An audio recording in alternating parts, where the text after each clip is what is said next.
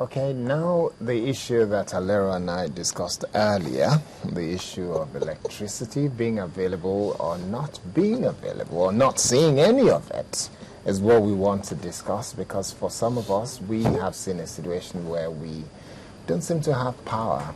I'm not talking of the physical one, but it's just that there's no electricity to use for powering anything, and it's costing us loads or tons of naira and dollar.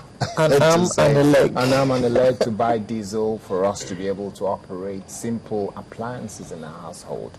But the government has made every effort to confirm that the industry, the power sector, is changing and it's evolving, and we've seen certificates given to the new owners of the power sector. To discuss the issue of settling the PHCN workers with us this morning, I'll start from my right, the General Secretary of the National Union of Electricity Employees, Comrade Joseph Ejero. Great to have you here this morning. Good morning. Thank you very much.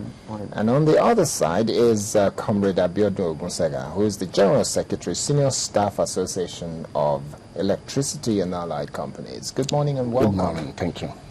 I'll start with Comrade Ejero, because we're used to you. We've seen you on our show quite a few times. You're actually a regular now with all the aluta continua that you have had in the last few years. First and foremost, the government is looking to get the sector to change, or use the word of government, transform the sector into one that is effective, that is efficient, that delivers service. There's been this issue of we need to settle the PHCN workers, and there's been a number of strikes around the country that Channels Television covered, especially on the day that the president was handing over certificates to the new owners of the business in that sector. Protests. Yes, protests. Oh, strikes. Protests. Okay, yes, I stand corrected. It's protest around the country. Now, with that, as of today, Saturday, what is the situation with members of your union?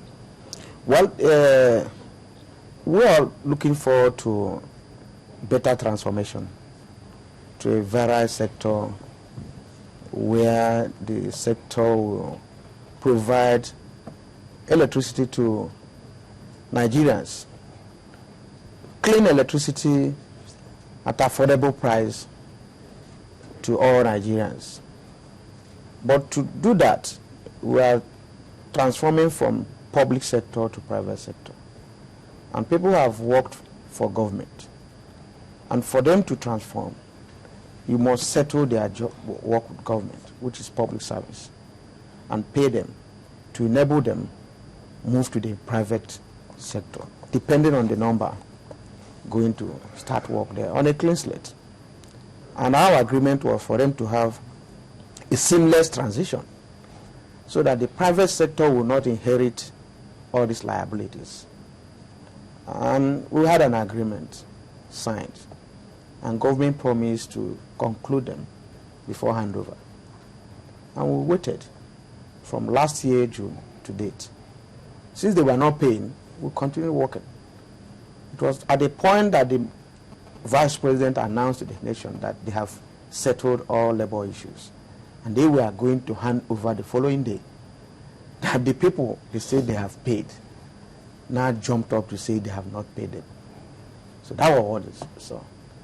So on the issue of transforming the sector, I think we all agree to that. But it must be done with the human element taken into account. Okay, so Comrade, government says it has paid some people, and it quoted a figure that by the end of the week it was hoping to have paid about 38,000 workers out of the 47 workforce. Yes. From the signs that you have seen, is this likely to happen? Well, we have to give government the benefit of doubt.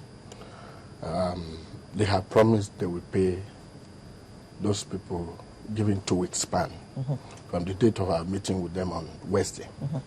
So we're looking forward to that. We want to believe that government is serious this time. There have been promises in the past that were not fulfilled. Okay. We will do it in 3 days, we will do it in 3 months, we will do it in 6 months, only for 3 months to turn to be 1 year and all that. But I think that we want to believe that now that certificate has been issued to the new owners, government will not want to keep the new owners in perpetual suspension from taking physical takeover of the assets they have bought. They say that won't be till January. Well, just to give room, I read in the papers, just to give room for this settlement of labor liabilities. And that is fair enough. And we want to believe that government is beginning to see the reason why this has to be so. Because it is the best that could happen for all these issues to be settled, so that the new owners will not have any hangover of liabilities to grapple with. And that is what we have been saying.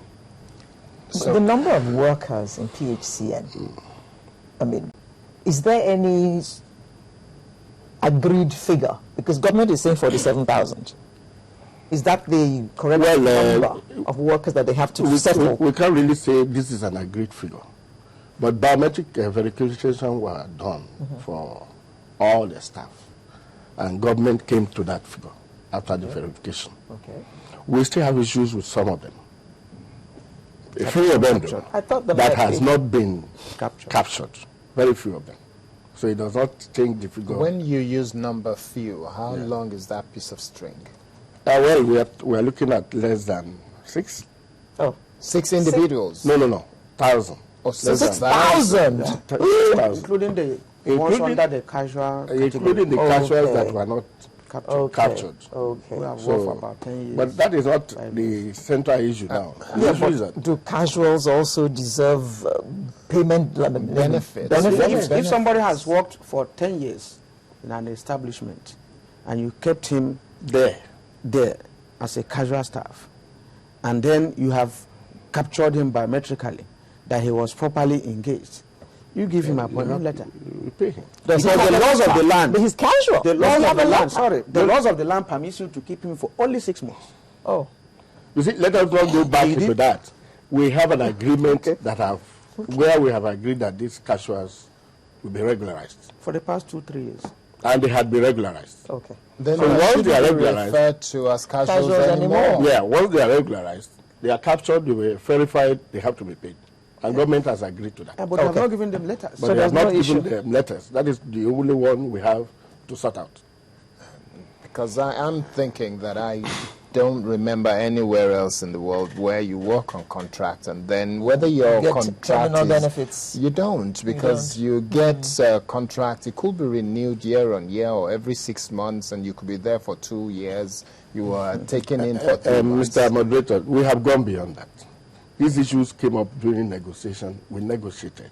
And Government agreed Agreed. to regularize them. Okay, Full stop. so we'll close that chapter. Now, let's move on to other things then. Now that you're saying that there's still another 6,000 or possibly more, give or take a few, what do you expect to see in the coming months that would enable us to say that the new owners have the certificate, they have the physical structure and staffing? I think the them to reason begin to implement why change? government has given a new date for physical takeover is to enable government time to Tie sort up all out these loose ends. loose ends, including, of course, these ones that have not been paid. That is why the new shift of date to us, that is the meaning. And we have been assured that the technical committee that was set up will continue to work and sort out all these problems until all issues are concluded. Okay. In the course of the week, Mr. Comrade Ajero, you gave the nation a scare. I mean, your union gave the nation a scare by threatening to go on nationwide strike and put the country in complete blackout. Has that been completely thrown away now? Or are we still on our toes, anxious for you people to... Well, we gave the notice some weeks back, you know, when the issue of we have settled them, we have not settled them came up. And we were clear that you have not paid us. They now came up to say they were going to hand over. We say technically, if you hand over this asset physically and you have not settled us, it means that we are no longer working for PHCN and we have not moved over to the new owner, which means we are not on duty. Yes. That's our statement. And then we will not be forced, we will not go to work. It's content there. So that Nigerians should understand this scenario. If our not going to work results in their not having supply. So we're clear about it. But quickly, they came out with the clarification that they are not handing over physically because they have not settled all labor issues. So we had to suspend that position. Okay. So if indeed they do hand over in January and your entitlements have not been settled, then we're in for trouble, aren't we? Well, I know you will not support them to hand over by January without settling our entitlements. We are being hopeful that before January, in fact, the January they are mentioning is quite a long time. Long time. It's not a long time. We're already in the last. Yeah, because there's even that they are going to settle within 2 weeks. Yeah, there's even nothing holding them. Because in the first instance, the new investors have paid enough money to take care of all this. The problem we had was that for 4 weeks, they stopped payment. The accountant general said the money was not with him. And these issues came up. Where is the money? You know, but suddenly, on Thursday, the accountant general said money has come. Then he will start paying. When he saw protests on the streets. Yes. So Nigerians, they didn't tell Nigerians where the money went in the first place. Whether in central bank or commercial bank. Neither did they tell where it came from suddenly on Thursday. On Thursday. So that is it. Maybe if people had not gone to the street, they would not send money to the accountant general. Because it was clear that there was no money for him to continue payment. Okay, now, what amount of money are we talking about here now?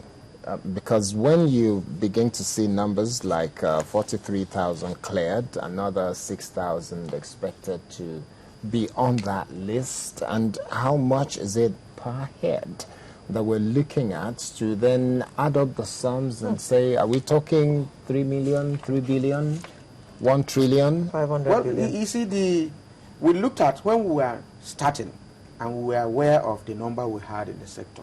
Whether casual, these are people who are working for a period of about 10 years. We had a figure about 50,000 people. About 50,000 in different categories, whether temporary, casual, or whatever. And now, I think the calculation by the technical committee took cognizance of this. In looking at the budget, and then after the calculation, we realized that about 400 billion will be involved in the payment. So if in the process there is plus and minus, I think they should sort it out at the level of the accountant general's and the auditor general's office. We are not the people paying, but that was the total amount of money that was involved in the whole process. Okay, so now we should just wait. If it happens, there will be peace. If it doesn't happen, then whatever we get is what we asked for.